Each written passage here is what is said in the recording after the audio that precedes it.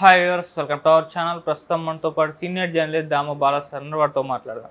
నమస్కారం సార్. గత నెల రోజులుగా బంగ్లాదేశ్లో రిజర్వేషన్లపైన చెలరేగిన అల్లర్ల వల్ల ప్రధాని షేక్ హసీనా గారు రాజీనామా చేసేసారని పదవికి, అండ్ ఇండియా పారిపోయి వచ్చేసారని చెప్పేసి వార్తలు అయితే వస్తున్నాయి సార్. ఇప్పుడు అక్కడ సైనిక పాలన ఏర్పాటు చేశారంట. మరి ఏం జరిగింది అప్పుడు? మరి ఇండియా వచ్చారా? ఎక్కడికి వెళ్ళారు ప్రధాని?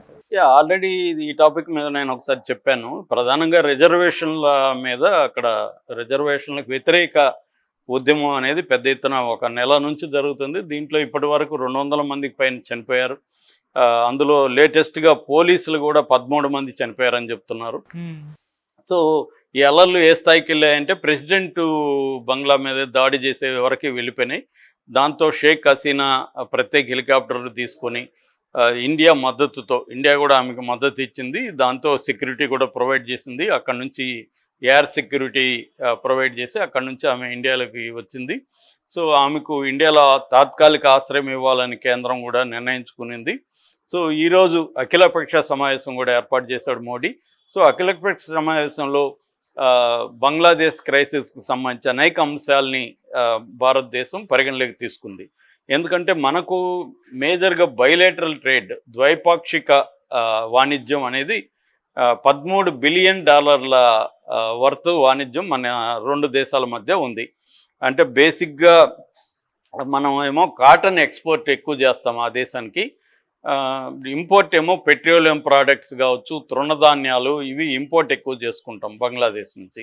సో ఈ బైలేటరల్ ట్రేడ్ అనేది ఇప్పుడు ఆగిపోయింది టెంపరీగా. ఎందుకంటే అక్కడ ప్రజాస్వామ్యయుతంగా ఎన్నికైన షేక్ హసీనా లేదు కాబట్టి మిలిటరీ పరిపాలనకి వెళ్ళిపోయింది. షేక్ హసీనా కొడుకు సజీబ్ వాజద్ కూడా ప్రకటించాడు, మా అమ్మ ఇక రాజకీయాల్లోకి ఉండదు అని ఆయన హామీ ఇచ్చాడు ప్రజలకి. మా అమ్మ ఈ దేశానికి ఎంతో చేసింది, మా ఫ్యామిలీ ఎంతో చేసిందని. ఇక్కడ విచిత్రమైన విషయం ఏమంటే 50 ఏళ్లకు ముందు షేక్ హసీనా వాళ్ళ నాన్నని చంపేశారు.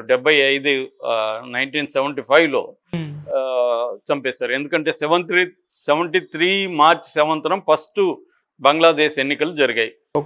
మనకు తెలుసు అది పాకిస్తాన్ నుంచి విడిపోయింది. తూర్పు పాకిస్తాన్ అనేవాళ్ళు, పాకిస్తాన్ బంగ్లా మాట్లాడే ఆ ప్రజలంతా కూడా మాకు సపరేట్ రాష్ట్రం కావాలని పాకిస్తాన్తో పోరాడి వాళ్ళు ఇది చేశారు. అటువంటి పోరాడిన ఫ్యామిలీస్లో వీళ్ళ ఫ్యామిలీ, షేక్ హసీనా ఫ్యామిలీ, ఆయన ముజిబుర్ రెహమాన్ కూడా ఉన్నాడనమాట. సో అందుకని ఆ ఫ్యామిలీస్కి రిజర్వేషన్ అనేది 30 నుంచి 50% వరకు రిజర్వేషన్లు ఇస్తున్నారు మహిళలకు సపరేట్గా, ఆ ఫ్యామిలీస్లో ఉండే వాళ్ళకి.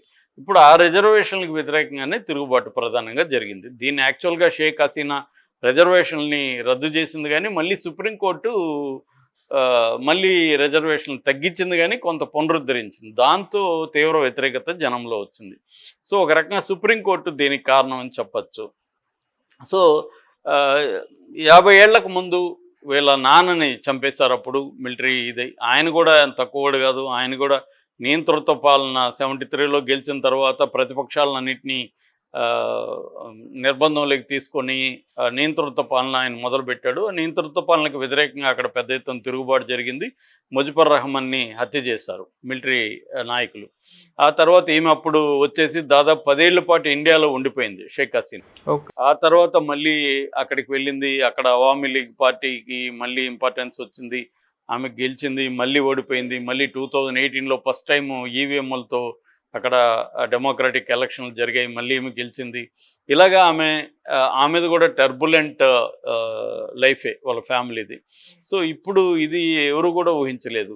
దీంట్లో ఇప్పుడు డౌట్ ఏంటంటే అందరికీ, కేవలం రిజర్వేషన్ల వ్యతిరేకంగానే ఇంత స్థాయిలో ఉద్యమం వచ్చిందా, దీని వెనక ఏమన్నా పాకిస్తాన్ హ్యాండ్ ఉందా అనేది కూడా ఇవాళ చర్చ. ఎందుకంటే పాకిస్తాన్కి బంగ్లాదేశ్కి కూడా ముందు నుంచి పరిస్థితులు ఇదిగా లేవు, సయద్దు లేదు వాళ్ళిద్దరి మధ్య. సో పాకిస్తాన్ ప్రతిసారి బంగ్లాదేశ్ని కూడా అస్థిరపరచడానికి ట్రై చేస్తుంది. మన దేశాన్ని కూడా ట్రై చేస్తుంది, కానీ మన దేశం స్ట్రాంగ్ కాబట్టి కష్టం. కానీ ఇవి బంగ్లాదేశ్ అలా కాదు. సో కాబట్టి కొంతవరకు అక్కడ సక్సెస్ కాగలిగింది అనేది అంటారు అనమాట. సో లేదంటే రిజర్వేషన్ల మీదనే ఈ స్థాయిలో ప్రెసిడెంట్ని కూడా కూలదోసే స్థాయిలో ఉద్యమమా? ఎందుకంటే ఈమె కూడా రిజర్వేషన్లు ఈమె తీసుకొచ్చింది కాదు, తర్వాత ఈమె బ్యాన్ చేసినా కూడా సుప్రీంకోర్టు వల్ల వచ్చింది. మరి ఈ మీద ఎందుకు ఇంత కోపం వచ్చింది అనేది దీనికి కారణం కొంత పాకిస్తాన్ హ్యాండ్ ఉంది, అక్కడ మిలిటరీ తిరుగుబాటుని పాకిస్తాన్ ప్రేరేపించిందని కూడా ఒక వార్త ఉంది. అది ఎంతవరకు నిజమో తెలియదు. ఏదేమైనా ఇప్పుడు ఇండియా ముందున్న కర్తవ్యం ఏంటంటే షేక్ హసీనాకు మద్దతు ఇవ్వడం ఒకటి, రెండు అక్కడ ఉన్న హిందూ ఫ్యామిలీస్, హిందూ టెంపుల్స్ మీద కూడా విపరీతంగా దాడులు జరుగుతున్నాయి. దీని వెనక కూడా పాకిస్తాన్ ఉందనేది కూడా, అంటే ఇండియాకు బంగ్లాదేశ్ మధ్య గొడవ పెట్టాలని పాకిస్తాన్ ట్రై చేస్తుంది అనేది కూడా ఒక వార్త ఉంది. అందుకని ఇప్పుడు అక్కడ ఉన్న హిందువుల ప్రాణాలకు రక్షణ కల్పించడం, ఆస్తులకు రక్షణ కల్పించడం ఒకటి. రెండవది అక్కడి నుంచి వలసలు మన వెస్ట్ బెంగాల్కి, పశ్చిమ బెంగాల్కి వచ్చే అవకాశం ఉంది. నిన్న మమతా బెనర్జీ కూడా పశ్చిమ బెంగాల్ ప్రజలకి పిలిపించింది, శాంతిగా ఉండండి, మీరు దీనికి ఆందోళనకు గురి కాకండి అనేది కూడా స్టేట్మెంట్ ఇచ్చింది. గవర్నర్ కూడా ఈరోజు మాట్లాడాడు. కాబట్టి అది బార్డరు. రెండోది బెంగాల్ ప్రజలు, అక్కడ ఉన్న హిందూ బెంగాలీ ప్రజలు కి మధ్య అనేక సంబంధాలు ఉంటాయి. సో వాళ్ళ ఆందోళన అనేవి వెస్ట్ బెంగాల్కి వ్యాపించే అవకాశం ఉంది.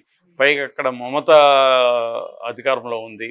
కాబట్టి అదే ఒక సెన్సిటివ్ అంశం. రెండవది వ్యాపారపరమైన, ఎప్పుడైనా మన పక్క దేశాల్లో అలజడి అంటే అది ఖచ్చితంగా మనకి ఇబ్బందే ఉంటుంది. అక్కడ శాంతిగా ఉంటేనే మనకు కూడా ఇదిగా ఉంటుంది. కానీ అక్కడ అలజడులు, అక్కడ గందరగోళంగా ఉంటే అది ఖచ్చితంగా ఓవర్లాప్ అవుతుంది. మనకి ఇప్పుడు నార్త్ ఈస్ట్లో మణిపూర్ కావచ్చు, సిక్కిం కావచ్చు, ఆ రాష్ట్రాల్లో అంతా కూడా ఆందోళనకి ప్రధాన కారణం ఏంటి? మయన్మార్ లాంటి దేశాలు అల్లకొల్లంగా ఉండడం, అక్కడ రకరకాల ఆర్మ్డ్ గ్యాంగ్స్ అంతా కూడా ఇటొచ్చి మాఫియా,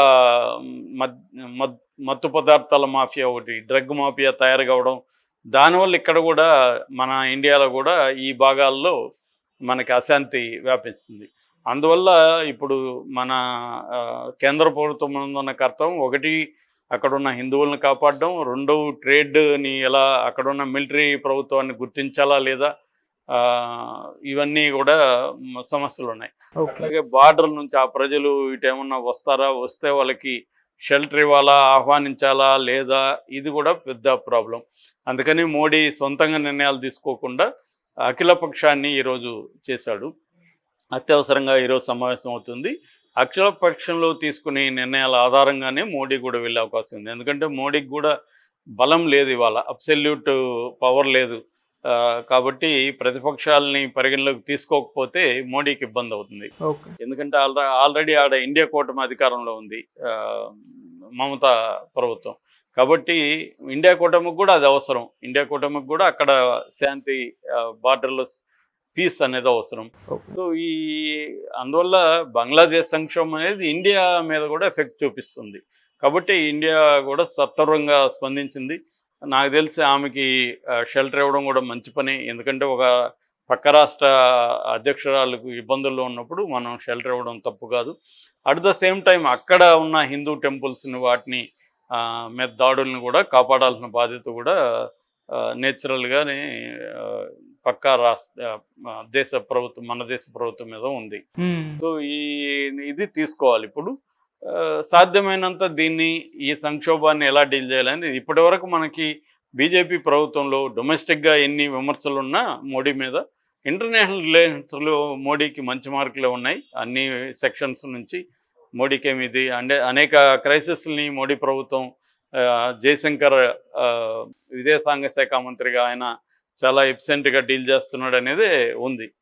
నేను పరిశీలించినంత మేరకు కూడా నాకు కూడా అదే అభిప్రాయం ఉంది. మోడీ ప్రభుత్వం విదేశాంగ విధానంలో అంటే గత పివి నరసింహారావు వీళ్ళు చేసుకున్న విధానాన్ని కంటిన్యూ చేస్తూనే తనదైన ముద్ర కూడా మోడీ ప్రభుత్వం చేయగలిగింది. సో ఆ రకంగా నాకు తెలిసి ఇప్పుడు అఖిలపక్షం కూడా తీసుకోవడం కూడా చాలా మోడీని అభినందించాలి. ఎందుకంటే ఇటువంటి క్రైసిస్లో సొంత నిర్ణయాలు తీసుకోకుండా అఖిలపక్షాన్ని కూడా కన్సిడర్ తీసుకున్నాడు. దానికి కావాల్సిన పరిస్థితులు కూడా ఆయనకు ప్రెజర్ కూడా ఉంది. ఏదేమైనా మోడీ కరెక్ట్గానే చేస్తున్నాడు.